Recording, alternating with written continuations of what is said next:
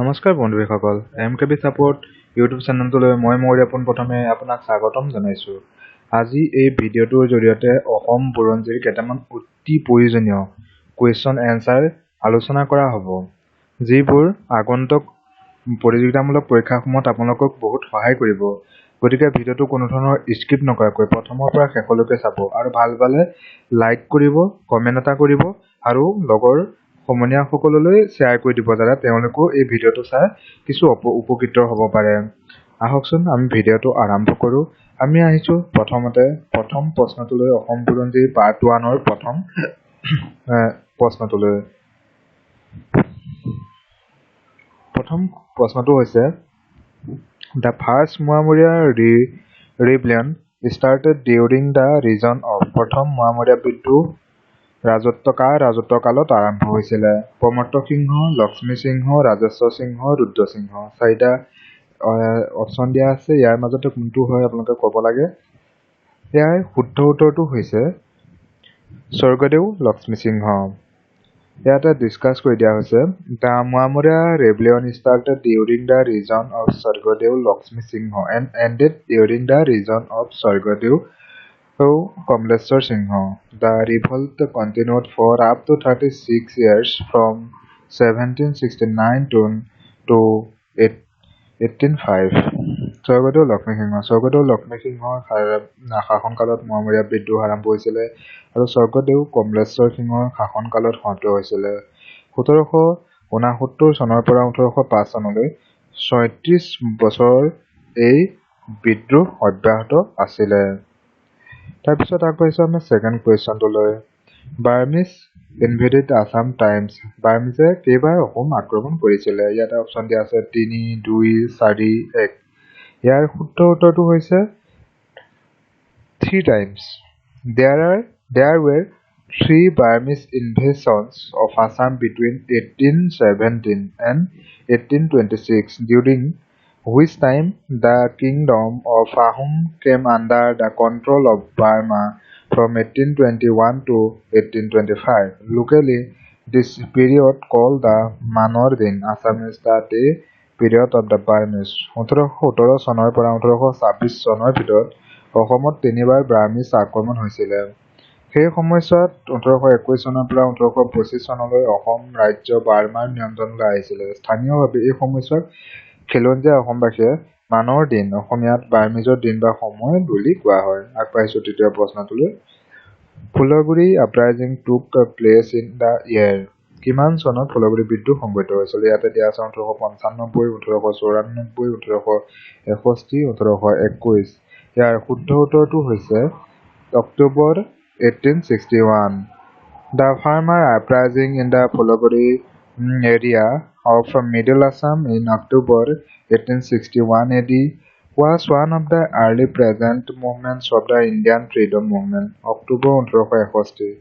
1861 চনৰ অক্টোবৰ মাহত মধ্য অসমৰ ফুলগুৰি অঞ্চলত কৃষক বিদ্ৰোহ ভাৰতীয় স্বাধীনতা আন্দোলনৰ প্ৰাৰম্ভিক কৃষক আন্দোলনসমূহৰ ভিতৰত অন্যতম আছিল।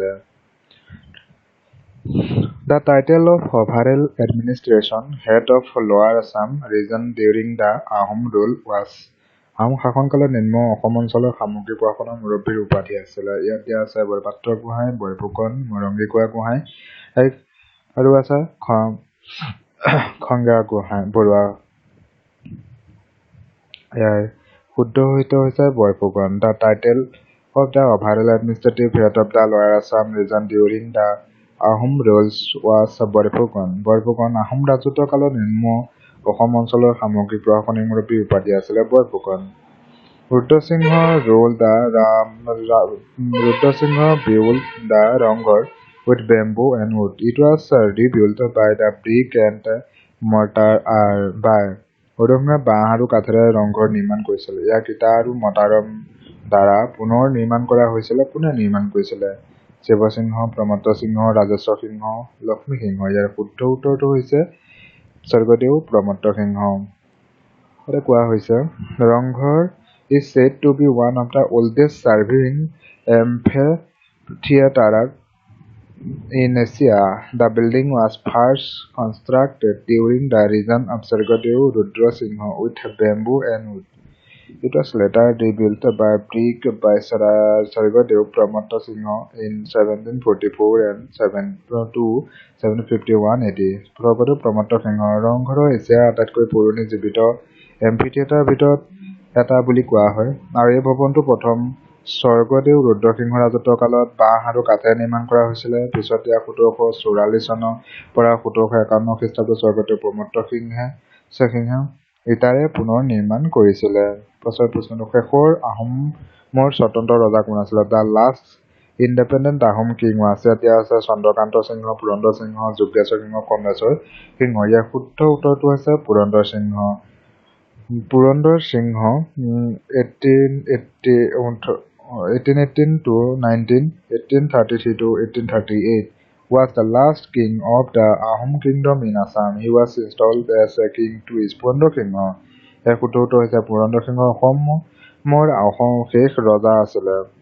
তেওঁক দুবাৰ ৰজা হিচাপে স্থাপন কৰা হৈছিলে।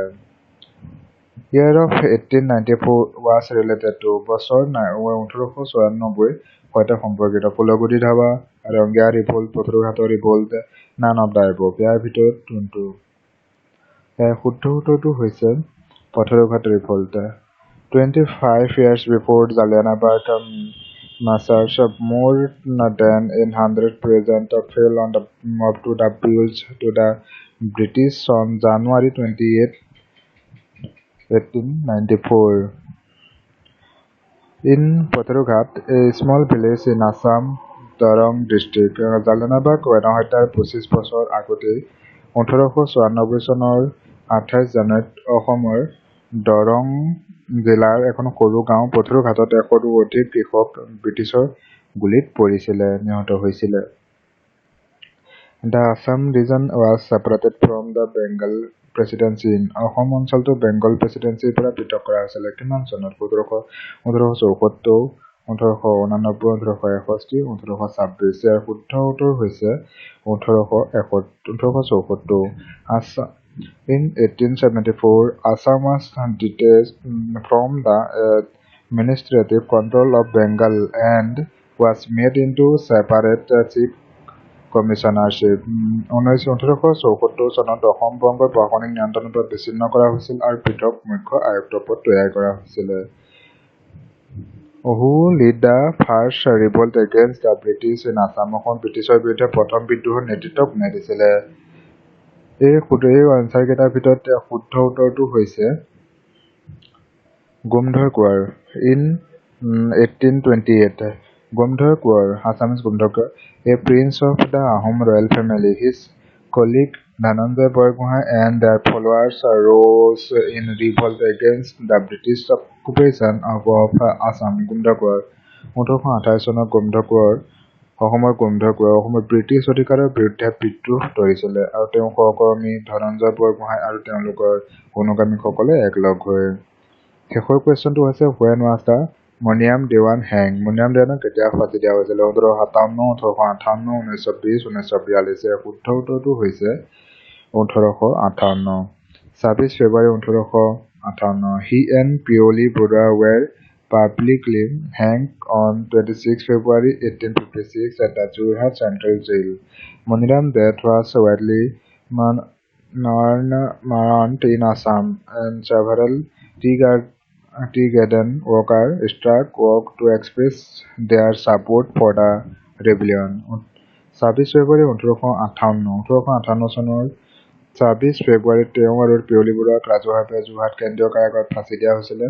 মণিৰামৰ মৃত্যুত অসম ব্যাপক শোক প্ৰকাশ কৰা হৈছিলে আৰু কেইবাজনো চাহ কেন্দ্ৰীয় কৰ্মীয়ে বিদ্ৰোহৰ প্ৰতি তেওঁলোকৰ সমৰ্থন ব্যক্ত কৰিবলৈ কামত আক্ৰমণ কৰিছিলে। Thank you. এয়া আছিলে অসম বুৰঞ্জীৰ প্ৰথম 10টা কুৱেশ্যন পাৰ্ট 1। ভাল পালে শ্বেয়াৰ কৰি দিব, কমেণ্ট কৰিব, লাইক কৰিব। Thank U.